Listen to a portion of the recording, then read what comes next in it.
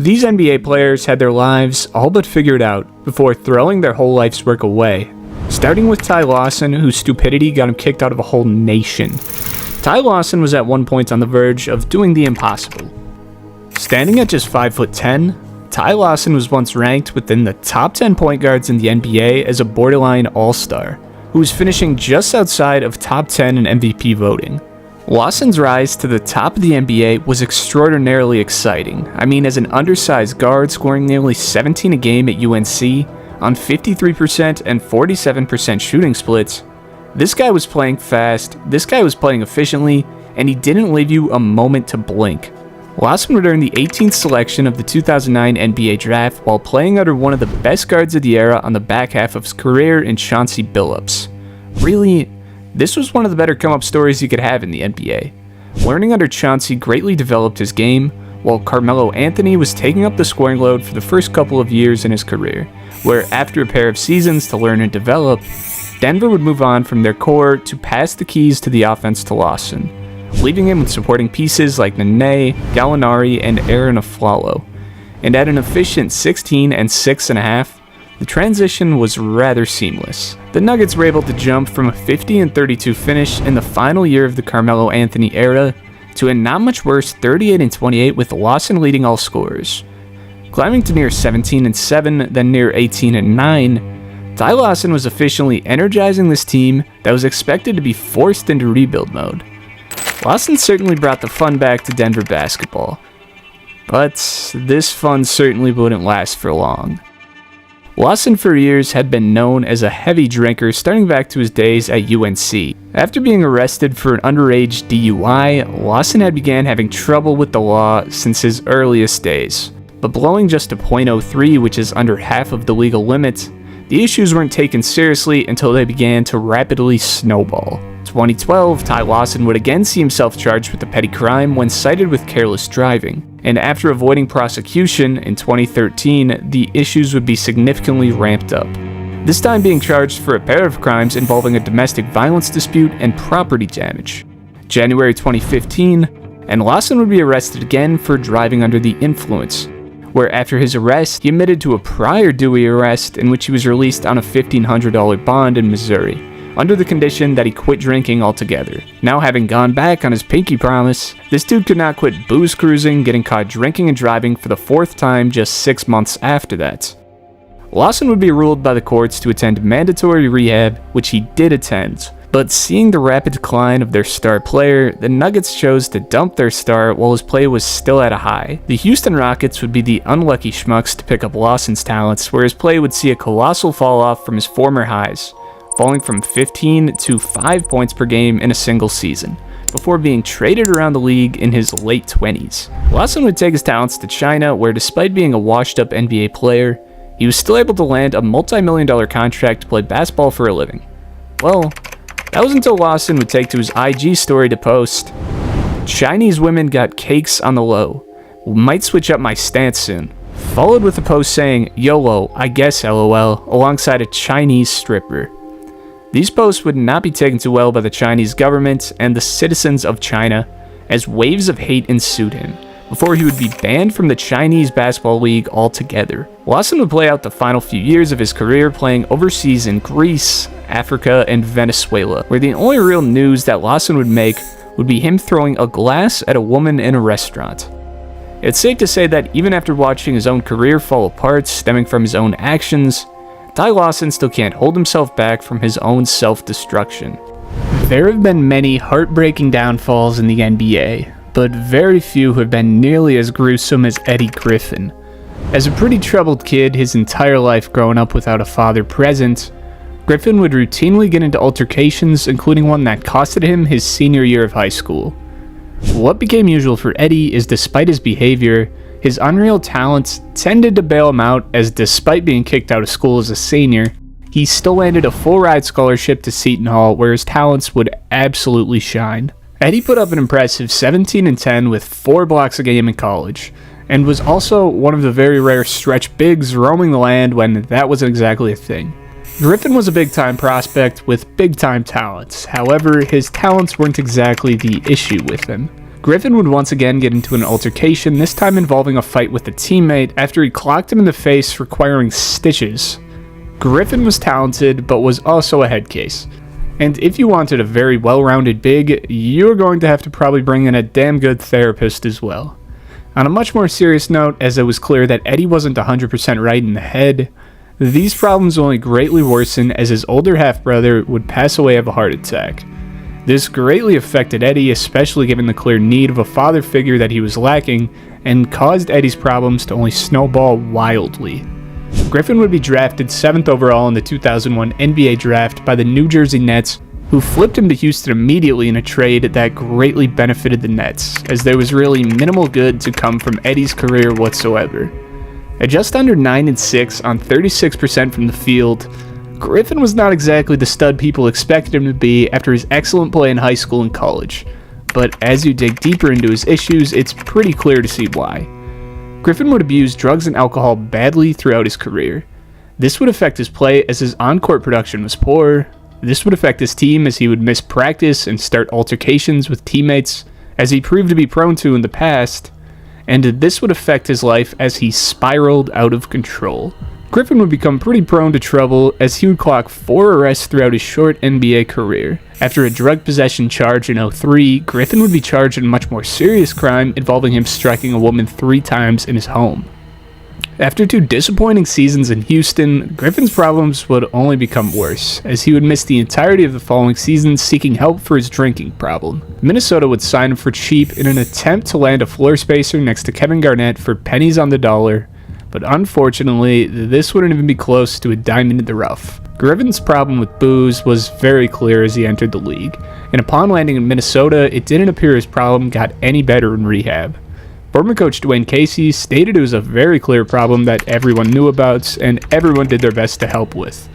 Coach McHale said that Griffin was open about how he was losing his battle with alcohol, even taking Antabuse, a drug that makes alcoholics violently ill when they drink. McHale advised Eddie to seek help from former NBA player and coach John Lucas, who runs a program that specializes in helping former players with drug and alcohol addiction. Lucas enrolled Griffin in 2005, and Griffin successfully completed a 6-month program, prompting the Wolves to sign him to a contract extension. Griffin would then see continual drop-offs in production down to a new career low of 4 points a game.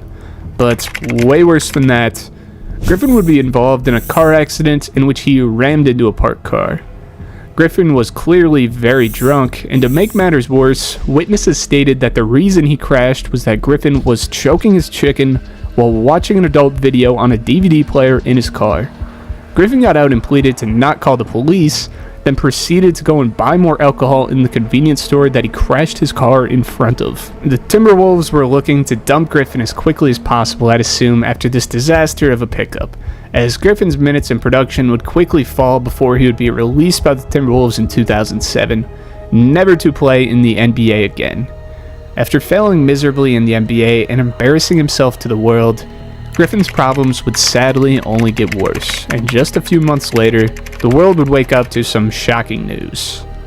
On August 17, 2007, a tragic event unfolded when Griffin lost his life in a car accident around 1:30 a.m. According to Houston police reports, he ignored a railroad warning and drove through a barrier, colliding with a moving train. The impact caused a fire that engulfed his SUV. Griffin's body was severely burned, making immediate identification impossible. It was only through dental records that he was identified later on. An autopsy revealed that he had more than 3 times the legal alcohol limit in his system with a BAC level of 0.26. The Harris County Medical Examiner's Office concluded that he died from multiple blunt force injuries. With a 3-year-old daughter at home at just 25 years old, Griffin had went from an NBA lottery pick to dead in just a few years, due to his own poor decisions of trying to heal his existing issues with a vice that would inevitably destroy him. Roy Tarpley seems to be one of the more forgotten what-ifs in NBA history, but due to his own actions, he squandered what was one of the more promising young NBA careers while dragging an entire NBA franchise down in the process. You may not be familiar with the game of Roy Tarpley, or maybe you just don't remember, so let me give you a reminder what made this kid so special. In an era dominated by those more physically dominant than the next, Tarpley was standout to say the least. With rebounding numbers that were comparable to Dennis Rodman, this guy was legitimately one of the best glass cleaners that the game has ever seen in a short NBA run. And with a little mid-range jumper, a decent handle, and good vision for a big guy in transition, this guy looked to be a prototype for the future of the big man position. Until he lost it all. Roy had a pretty solid college career that was able to garner him quite a bit of buzz, putting up highs of 19 points, 10.4 rebounds, and just under 3 blocks a game throughout his college career. Tarpley had some hype surrounding him, although he did receive a boost from being a part of the 1986 draft class, which probably was the worst in history. Brad Daugherty, who had his own injury issues, Chris Washburn, who did tons of blow and sucked ass on the floor and got banned from the NBA in the meantime, and Len Bias, who literally died shortly after being picked. This has to be the worst top 3 ever, and maybe the worst draft ever. Regardless of the disaster around him, Tarpley was not one of these disappointments. At least, not right away.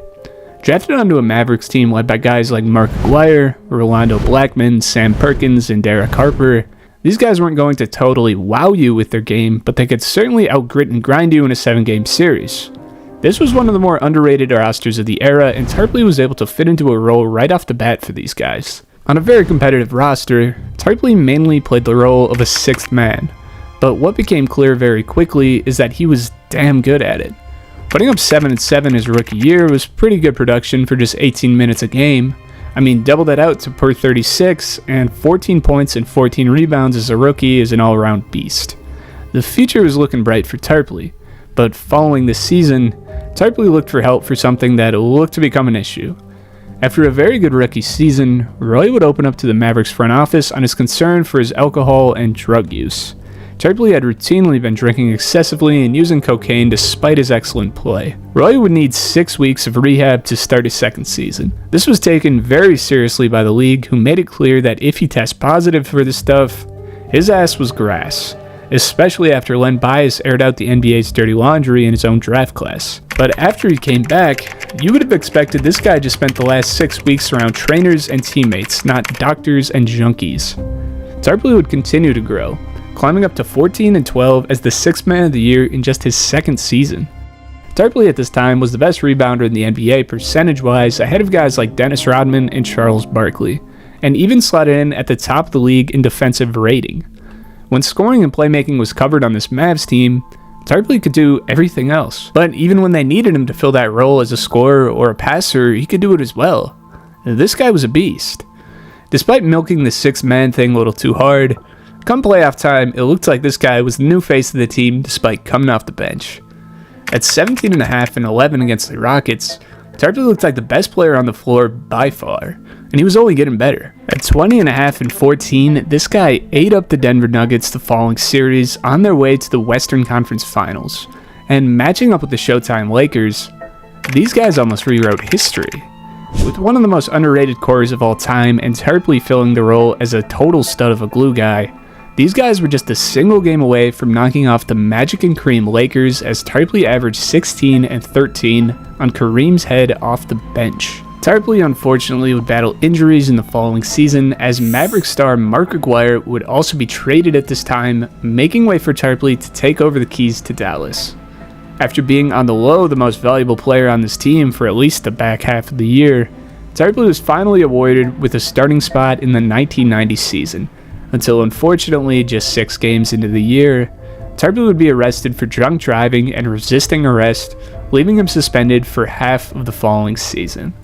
This was a bad slip-up for Tarpley, who had seen minimal action on the floor due to bad luck in his own life choices, but in the eyes of the NBA, this just meant strike number 2. Tarpley would return briefly in 1991 before being arrested for drunk driving a second time, before the NBA would ban Tarpley from the NBA just like that. Strike number 3. Tarpley really managed to play at an all-time high while using and abusing just for his lifestyle to catch up with him and destroy his livelihood just once he seemed to be catching his big break. Dallas would see low points of 10 and 11 win seasons in Tarpley's absence, as in their words, they were planning to build around this guy, and when the NBA slapped him with a ban, they just rug pulled their whole franchise. Tarpley would be offered a second chance in the NBA all the way in 1994, after spending 2 years injured and suspended and 3 years playing in Greece while he was banned from the NBA.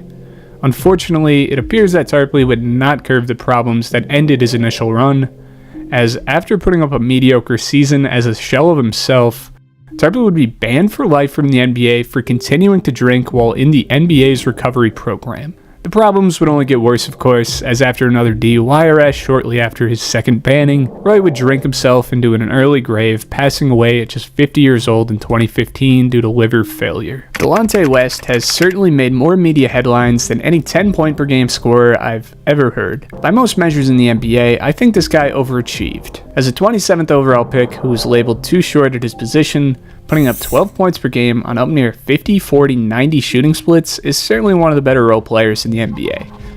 Delonte would be moved to Seattle in the Celtics Ray Allen trade, then to Cleveland where he would make some noise as LeBron's best perimeter shooter at 40% from 3, then proceed to his mom, so stuff was pretty chill for Delonte. He began getting into trouble on the Cavaliers basically immediately after being traded, finding him constantly at odds with teammates, and would be forced to meet with the team's psychiatrist where Delonte would be diagnosed with bipolar disorder. West would see a decline from his pretty modest highs beginning in his later 20s, where after a few suspensions for erratic behavior and a weapons charge and a routine traffic stop, Delonte would be out of the NBA in 2012 at 28 years old. This was a pretty mild exit. I mean, besides the LeBron memes, no one really gave a rat's ass about Delonte West or his game. And as he would silently play in the G League following a modest career that was probably cut a contract or two short by his unpredictable behavior, it really wasn't until 1 year after Delonte retired from basketball that this guy started making real news. Delonte would be seen in 2016 asking people for money on the side of the street, just 4 years after making $16 million playing in the NBA.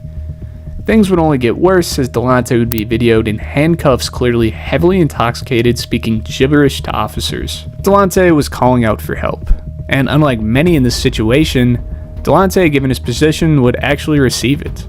Mark Cuban would hunt down his former player and check him into rehab, where after months of work, it appeared that Delonte had made a shocking recovery. Now with a new job and a new life, it was hard to believe that this guy was just belligerent on the side of the street. Unfortunately, the hopes would quickly be lost as in 2022, Delonte would be back out on the street begging strangers for money, leading many to question if Delonte had relapsed. And as Delonte would be arrested for stealing a car shortly after, it seemed we got our answer. Delonte would be arrested in June 2024, where a mugshot would release showing him in his current condition. Words really couldn't even do justice to what this picture describes. After reaching an immaculate high to losing it all to bouncing back just to end up in the same position, Delonte is a harsh reminder about how serious these issues can really be. Latrell Sprewell's basketball journey is one of the most dramatic in NBA history, as his immense talent was often overshadowed by personal controversies. Coming to the league with the Golden State Warriors in 1992, Sprewell quickly made a name for himself. His second season was a breakout year where he averaged 21 points, 5 rebounds, 5 assists, and 2.2 steals, earning an all-star selection and finishing just outside top 10 in MVP voting. Over the first 5 years of his career, he became a 3-time All-Star, leading the Warriors and establishing himself as one of the most electrifying players in the league. However, his intensity on the court was matched by the volatile behavior off of it. His defining and most infamous moment, of course, came on December 1st, 1997, when during practice, head coach PJ Carlesimo criticized Sprewell for not making sharp passes. This situation quickly escalated when Sprewell responded by telling Carlesimo to stay away. And when he continued to approach him, Sprewell grabbed him by the throat, choking him for 10 to 15 seconds before teammates intervened. Shockingly, after leaving the practice facility and cooling down, Sprewell returned about 20 minutes later and punched his coach in the face. This violent outburst resulted in a 68-game suspension, effectively ending his season and costing him nearly $6.5 million. This incident became one of the most notorious in sports history. In 1995, Sprewell fought his teammate Jerome Kersey during practice, and when Kersey did not retaliate, Sprewell left practice only to return wielding a 2x4 and threatening to come back with a gun. Early in his career during his rookie season, Sprewell also fought teammate Byron Houston, a much larger and tougher player who teammates compared to Mike Tyson in terms of build and demeanor. These incidents established Sprewell's reputation as a disruptive presence in the locker room. Despite the infamous choking incident, Sprewell was given a second chance after being waived by the Warriors following the suspension. Despite all the controversy, Sprewell did put together a pretty solid career with his stints with the New York Knicks and the Minnesota Timberwolves, where he would become part of a potent trio alongside Kevin Garnett and Sam Cassell. The team made it to the Western Conference Finals in 2004, but this marked the last major highlight of his NBA career. After an average season where he still managed to score 12.8 points per game, the Timberwolves offered Sprewell a 3-year, $21 million contract to continue playing for them. Instead of accepting the offer, Sprewell infamously rejected it, stating, "I've got a family to feed," which sparked widespread criticism as the contract was more than sufficient by NBA standards for a player of his age and declining production. Expecting to land a more lucrative deal, Sprewell turned down all subsequent offers, anticipating a contending team would sign him mid-season. However, no such offers materialized, and Sprewell's NBA career ended abruptly. This decision became emblematic of his self-sabotaging behavior, as he allowed pride and a misunderstanding of his own value to cost him his remaining years in the league. Unfortunately, Sprewell's post-basketball life continued in the same downward spiral. Financial issues plagued him. Despite earning an estimated $100 million during his career, Sprewell lost his yacht for failing to make payments, and his home was foreclosed on after he defaulted on his mortgage. Legal troubles also followed him. In 2006, he was sued by the mother of 4 of his children for $200 million for failing to maintain child support payments, and was also arrested for assaulting a woman on his yacht, continuing the cycle of personal and financial missteps. Sprewell's career, while once promising, became a cautionary tale. His inability to control his temper, poor financial decisions, and stubborn refusal to accept his declining value in the NBA resulted in an unceremonious end to a career that could have been way more successful.